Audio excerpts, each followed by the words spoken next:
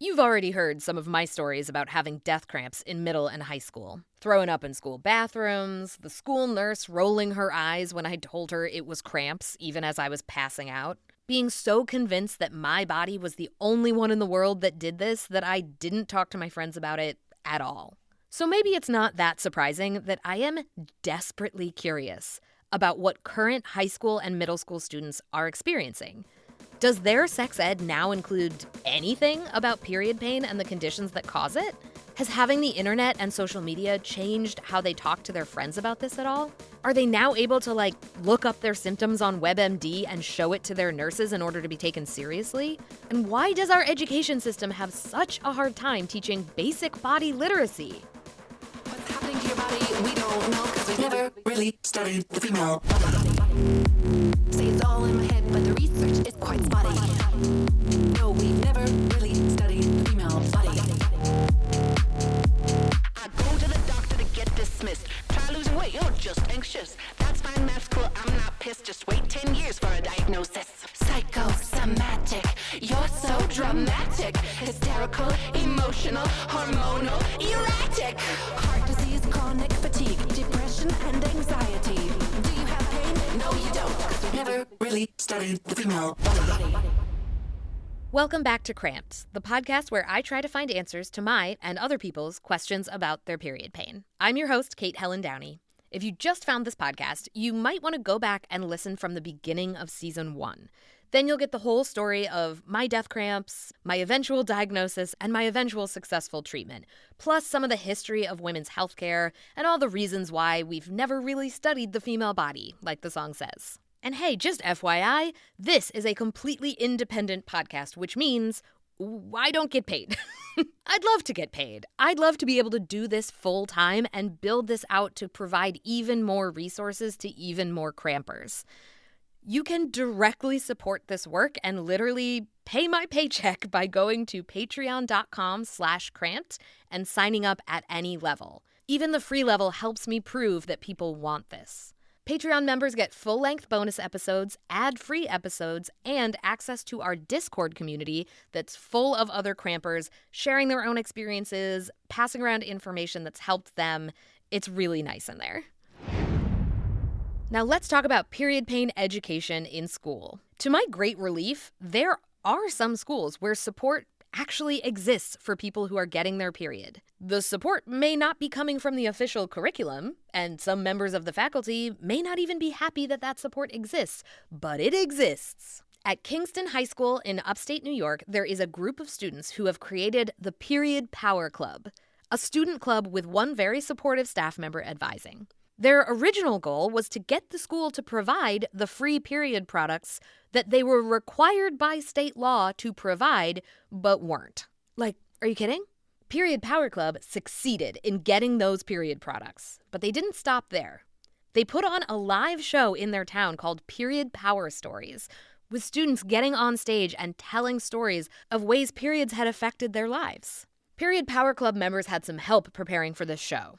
The TMI Project, which is a Hudson Valley-based nonprofit and podcast that helps people develop personal stories around things they never thought they'd speak publicly about, they lent a hand helping students prepare and practice their stories. That performance was recorded, and it is now being released as a podcast series, also called Period Power Stories. With her permission, I'm going to play you one of the stories from that series. This is Kat. Science and logic. Science makes the world go round. Science is medicine. My mom and her parents are all doctors. Growing up in such an intellectual household, information was given with scientific accuracy and a cold delivery. My grandma was an OBGYN in the former Soviet Union.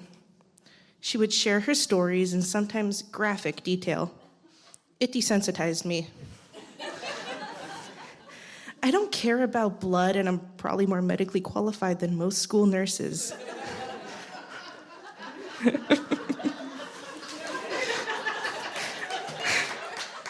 I knew about periods over a year before I got mine. I wasn't scared or confused. I knew what it was and the anatomical function of it. Science and logic. When I first got my period, I was at my grandparents' house where I live. I was wearing black and white striped pajamas. I woke up, looked down, and saw blood. I calmly find my mom. She showed me how to wash out the blood and put on a pad. No panic, no stress. It isn't scary, it's life. It's just how it is now, and that's okay. I'll deal with it. Science and logic. But there were still some things that caught me by surprise. It's my first year in high school band, and I'm on xylophone. Music has always been my safe space, but I'm not always confident in my own abilities. Fake it till you make it. That's what people say, and hey, it seems logical, so that's what I do. I've always been an anxious child. I never slept alone. I needed music and sound. As I grew up, my anxiety manifested in different ways, but somehow, never in performance. I could go on stage and perform in front of the entire school without trouble. But now, I'm having a hard time faking it until I make it. I'm comparing my mallet playing to my classmates who have years of experience. I feel like I'm not living up to their legacy. During my first state championship, my band only comes in 7th place. I'm crushed. I hate the feeling, and I'm determined to do better next time we perform. I love band, and I don't want my lack of confidence to ruin it for me. Between state championships and my next performance, I take time to learn and improve. I work hard at my skill, and it pays off. I finally start feeling like a true musician.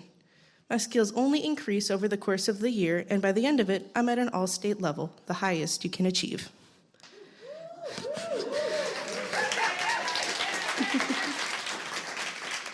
Now, I'm a senior.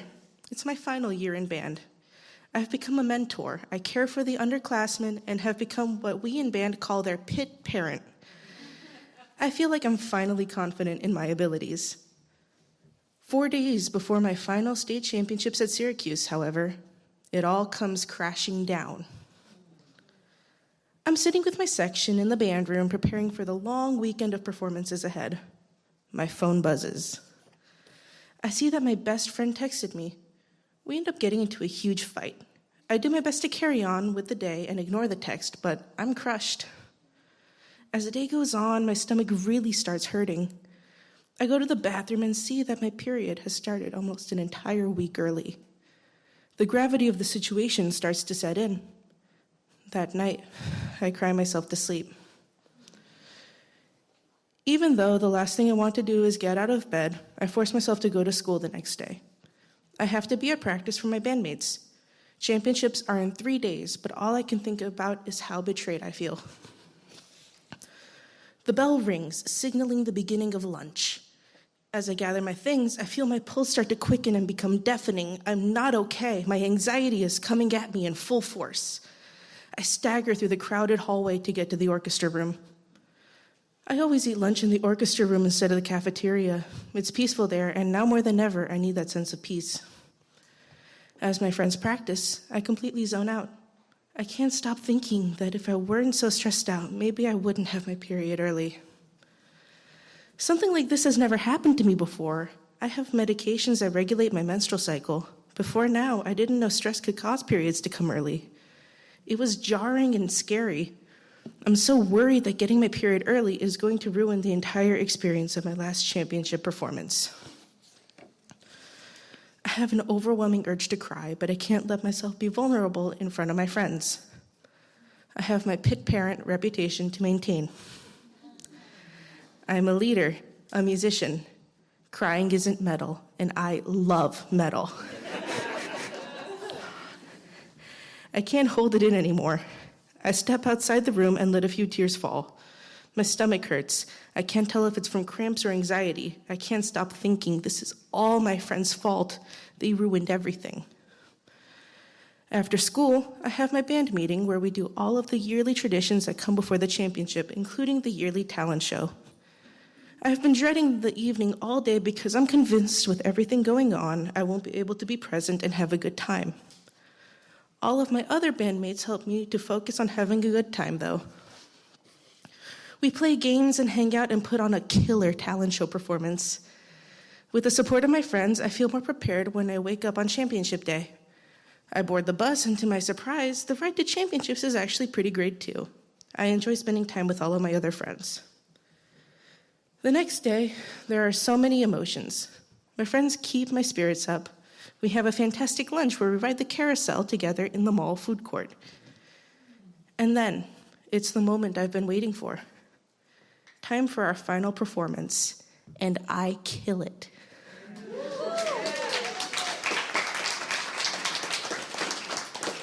Sure, we come in 7th place overall again, but we get 1st place in another category. I'm overwhelmed by my feelings of success. I feel so supported by all of my other bandmates. It's been a crazy senior year. I know at graduation, I'll have a lot of knowledge to look back on. I learned that I deserve respect and that I can choose my friends. Getting my period early made me realize that other people aren't worth the stress. I should never let anyone have so much influence over my mental health to the point that they cause a change in my menstrual cycle.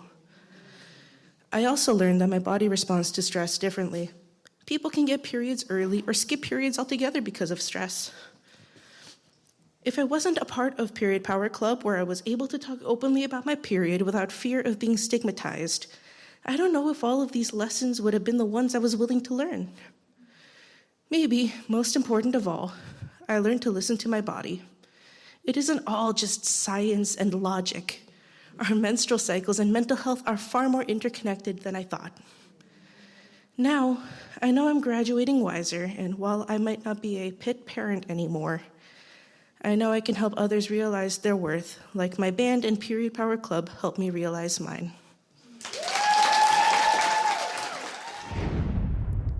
I loved listening to this story and this series so much.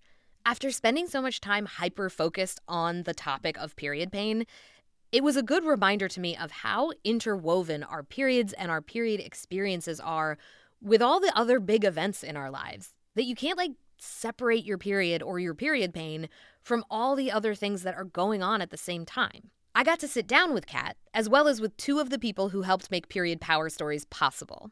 I had a lot of questions about the current state of period education in schools. And I also had questions about how she was able to stand up in front of an audience of her peers and her parents and her teachers and tell that really personal story about her period, when at that age, I couldn't imagine even telling my friends that my death cramps existed. Hi, I'm Kat. I was the vice president of the Period Power Club back in high school. I'm currently a college student and a workshop leader with the TMI project. Kat, you're the one of all of us who has most recently gone through a high school education, a middle school education, and I would love to hear what your experience was, what kind of information you got from your school and the people in your school about what you could expect from your period. I was in Catholic school my entire elementary and middle school life. The thing about Catholic school is that they don't have a lot of the same regulations in terms of what they have to cover, especially for less core topics like health class. I recall in my 8th grade health class having to read The 7 Habits of Highly Effective Teens and having that be the center of our health class. It was so bizarre. So helpful for people whose bodies are changing in so many ways and have so many questions. Absolutely. And I remember they briefly touched on maybe nutrition a little bit, not even. And I had knowledge of this from my own experience because my grandmother was an OBGYN in the former Soviet Union and very little filter. So she made sure I knew everything in immense detail at a very young age. Good. So maybe it balanced out with the Catholic school Absolutely. Health education. Yeah, they were no help, but my grandmother made sure I was informed. A lot of my classmates were not, though. That was the issue. What would happen if someone got their period? I don't even know. It was never really talked about. I guess, people carried their own pads and tampons. They didn't have menstrual products in the restrooms.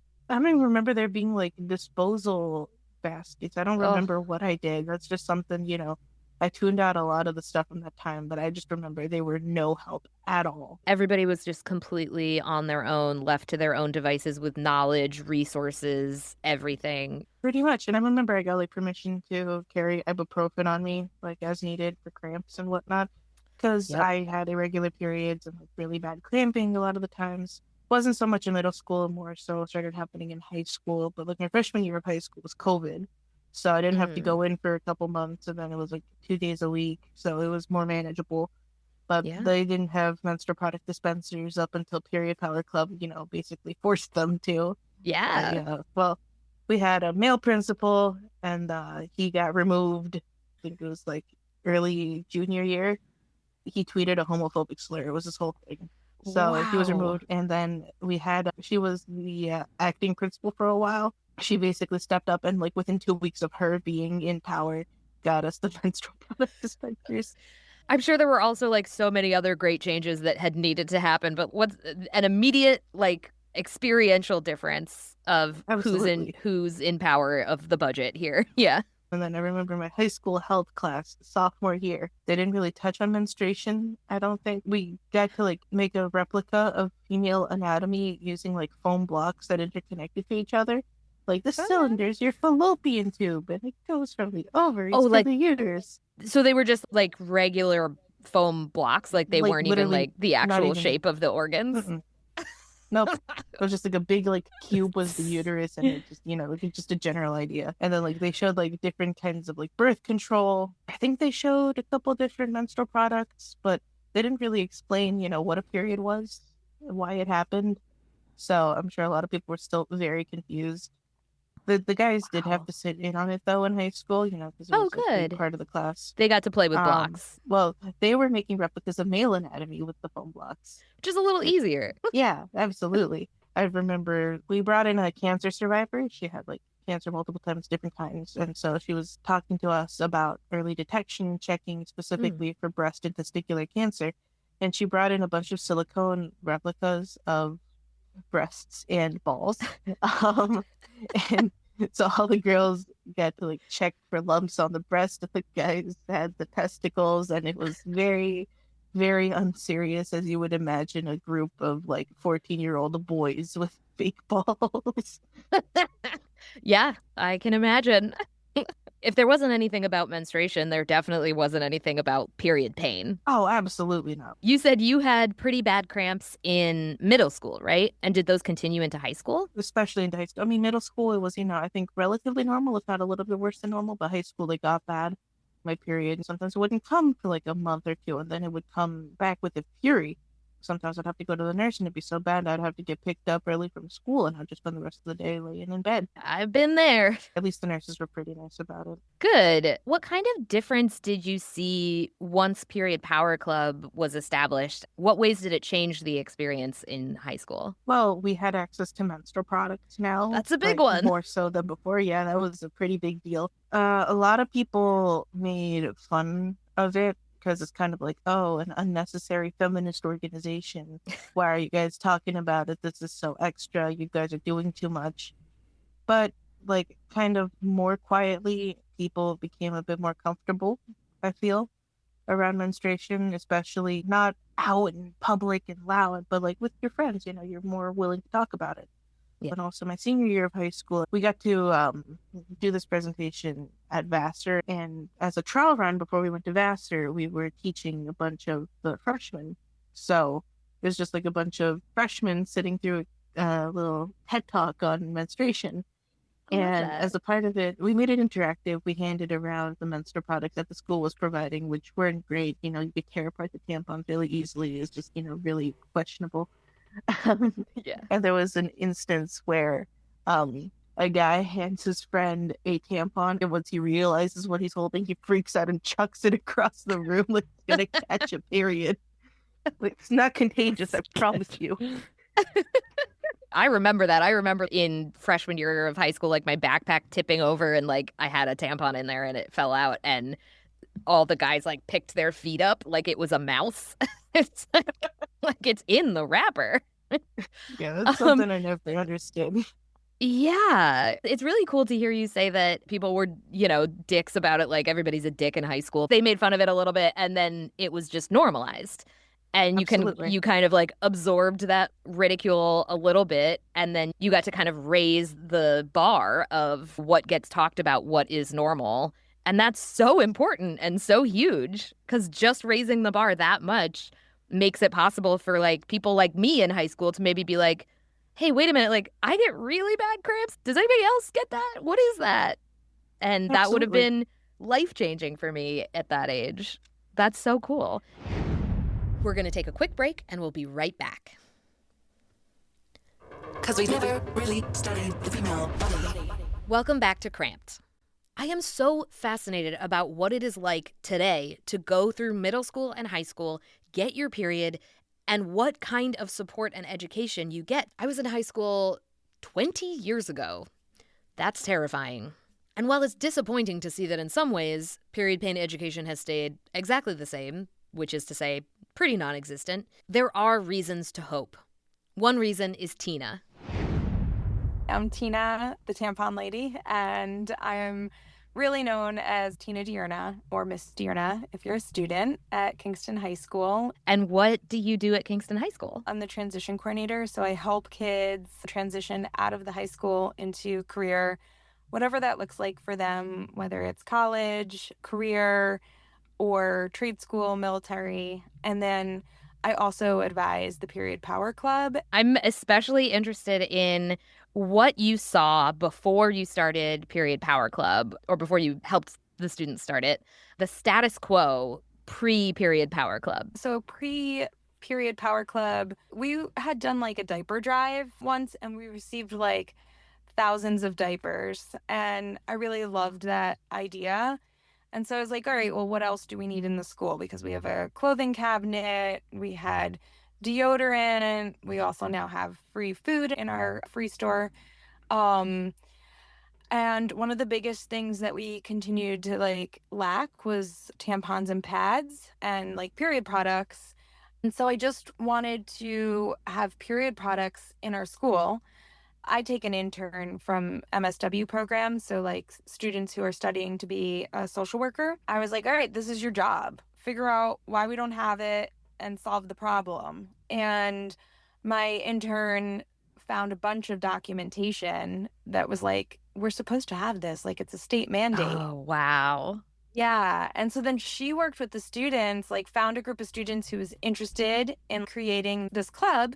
And they started writing letters to the Board of Ed and to the school principal. They started asking for meetings. It was almost a year later. We got period dispensers in the school. And then after that, we finally got period products in the school. And we're still kind of fighting for like better quality products. They're super old. They fall apart. They're not great quality. And it became more about sharing a story, talking to the community, but also being like, fine, if you're going to supply us with this product, we'll just continue fundraising for the good stuff. Yeah. And each teacher who self-identifies wanting a basket, they get a basket from us, and we supply that throughout our school. Stories like this make me feel a lot of conflicting emotions. One, I'm so happy that people like Tina and her former intern exist. These are people who work within a structure who can say, hey, wait a minute, here's a super basic thing that isn't happening. Why isn't it happening? And then they turn that into a teaching opportunity that empowers students. That's awesome. But also, what do you mean it's a state mandate to provide period products to students, and it still took over a year of work and activism from students and staff to get something that was illegal for them not to provide? What are you talking about? It reminds me of the decades of activism that it took to get the NIH to officially mandate that clinical studies include both sexes, disaggregate data by sex, or, quote, provide a strong scientific justification for using only one sex. That's right, it took decades of activism just to get a requirement that medical research include representation from half the population.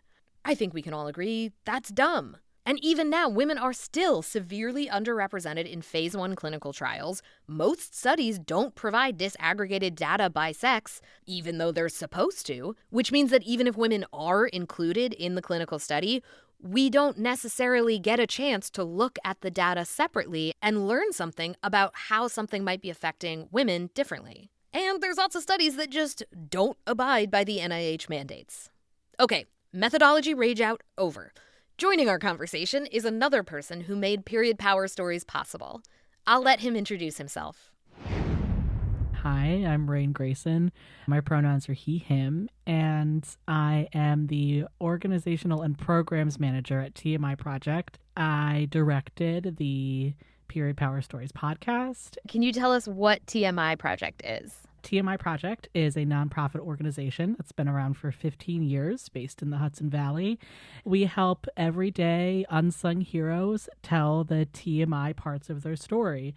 So the parts of their story that people would typically leave out because of shame, embarrassment, fear, or stigma. We get those stories up on stage and we make people realize that that's what makes them human, and it helps people connect with each other, because so often the TMI parts of our stories are the parts that we most need to hear from each other. Can you talk about the difference you see before and after you work with people on talking about this thing that we are so conditioned not to talk about, and what it's like to see them talk about it like in front of an audience of their peers and their parents and their teachers? How do you see them change? The beautiful part about my job is that I get to watch this happen over and over and over again, where I get to go into a group of people who might want to talk about something that is a little taboo and they don't quite know how to do it. We help people be the main character of their own story, help put into perspective how like whatever they are talking about, whatever they went through, is kind of a big deal, and it's always celebrative, and it's always making somebody the superhero. And then you get 9 people who are doing that all together in front of an audience who's clapping for them. There's no way not to be transformed by the end of it.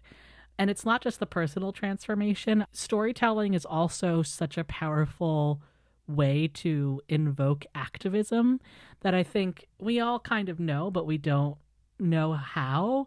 And working with Period Power Club really, really exemplifies that for me. Yeah, it's awkward to talk about periods. It's what we're taught, blah, blah, blah, shame, blah, blah, blah.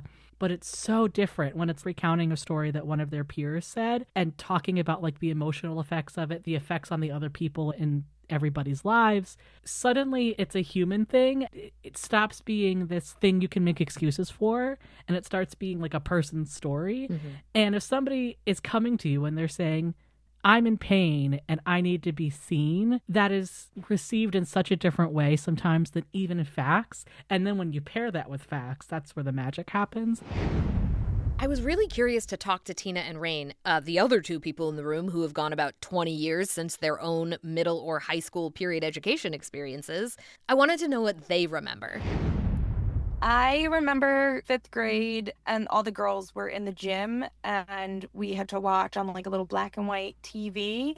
We were all sitting down in front of it on the gym floor, and then we got our scoliosis test at that time. You know, you have to like bend over and just covering all the bases. Yeah. And the boys were in the other side of the gym. They had like a vinyl curtain, so they closed it and they were all like scootering around and you can hear them, and it was like, what the heck? Like like on scooters? Yeah, like the little They were having like a fun day where you put your butt down on and and you scooter around like a little crab. What? Yeah, they were having a grand old time while we were like watching bending over for a scoliosis. Yes. Rain, can you talk a little bit about your experience in high school, your awareness of periods, your story? Yeah, definitely. I had the exact same experience where we watched some dumb video that I do not remember at all, threw it in with a whole bunch of other health stuff that had nothing to do with periods, and sent all of the boys off to have a great time. So I didn't really get a lot of education about periods when I was younger. I sought out a lot of my own education. When I first got my period, I didn't know what was happening. I remember I was actually very sick when I was a young child. And in my head, I was like, oh, cool. So my sickness is back and I'm dying. Oh, no. Yeah, just because my mom did not prepare me for it at all. I ended up actually interning with Planned Parenthood when I was younger in my sophomore year. It was really around like sex education and stuff like that. And it was teaching me to be a peer educator about sex education. It was a wonderful program.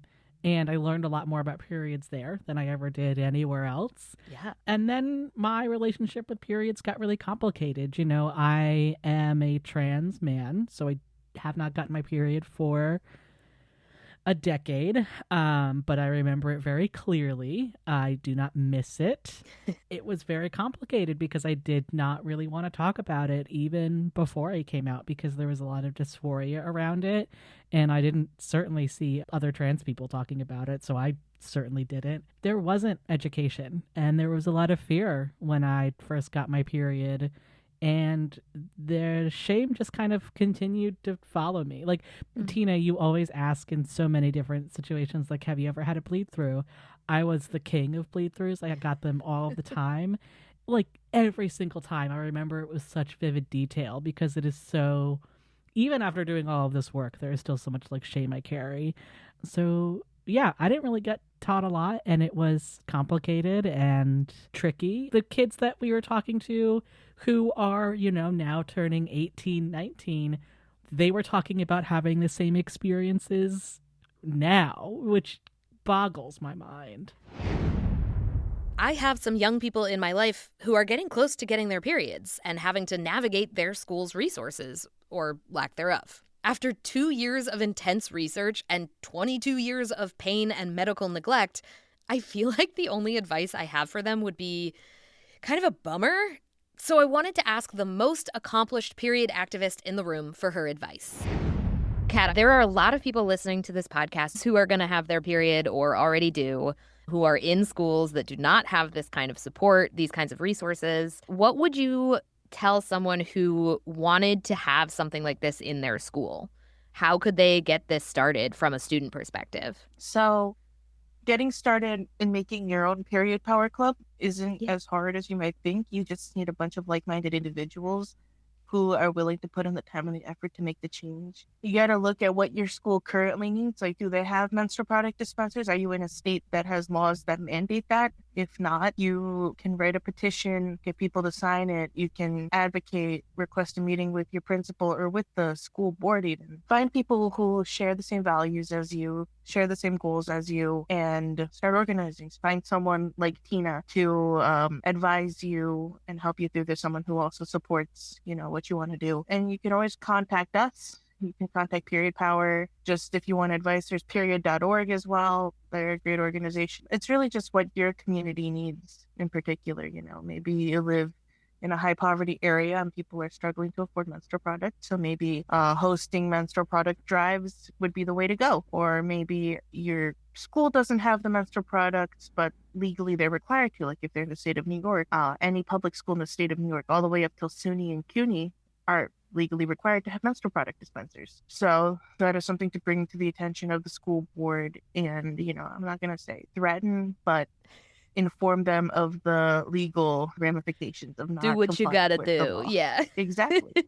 Well, because it is illegal to not have those products available. All of these laws, all these regulations are publicly available information. Just do a little bit of digging and you can make your own case for your own community for what you need. I love that. One last question for you, Kat. If you could reinvent your middle and high school experience around your period and the kind of information and resources available to you, what would that look like? The dream. Well, I'd first start with completely revamping our health education, just because it is so abysmal in many regards, but especially regarding menstruation. I'd make sure that all genders have to sit in and listen to an educational talk on both kinds of genitalia and discussions on intersex individuals as well, because that's not something that's talked about enough. And, you know, there's a whole variety of things that a person could be, even biologically speaking, not considering societal perceptions on gender.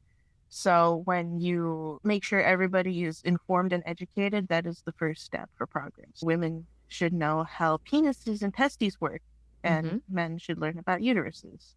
And again, everything else in between. When you don't know how it works, you don't have empathy for that person. You can't fully understand it. Just like, oh yeah, they bleed and they're in pain. But like when they learn about what menstruators really go through, that is building another level of connection. And those people grow up to become the lawmakers that would hopefully protect menstruators in society, remove the pink taxes on menstrual products, make it so every school and every official building has to have, free menstrual products. When people are raised in ignorance, they just don't get it. They don't want to get it. That it doesn't affect them, even though it does. They don't realize that it does. So they don't care. Why would they do anything that doesn't directly benefit them? Wow. Okay. Well, Kat, you're coming back for every single episode to talk about this. Thank you all for taking the time to talk to me. Is there anything else that you want to say real quick to people who are listening to this podcast who have had experience with period pain, who maybe have people they love in school and are maybe going to have to deal with this? Tina, we'll start with you. Okay, watch our podcast episodes. You can watch, you can listen. There's a documentary, and TMI Project is creating the education to help other schools implement and create the conversation. If you're a school and you're wondering how do you get involved and do things, get in contact with us. We might have a budget to fly out and work with other schools or organizations. I have 3. Okay. You can check out tmiproject.org. You can go specifically to tmiproject.org/period power. We also are in the process of creating a graphic novel that is also taking these stories, making them really accessible for a younger middle school age audience. We are creating a discussion guide to go along with the podcast, so you can start talking to other parents and people in your community about this. And we are developing curriculum, and we are available for workshops. So if you want to bring us in, just contact us. That's it for this week's episode of Cramped. If you've had an experience with period pain education in middle or high school that you would like to share, we would love to hear it over on the Cramped Discord, which you can join by supporting us on Patreon at patreon.com/cramped, even at the free level. You can reach out to me on Instagram at Kate Helen Downey or email us at crampedpodcast@gmail.com. See you next time. What's happening to your body? We don't know, because we've never really studied the female body.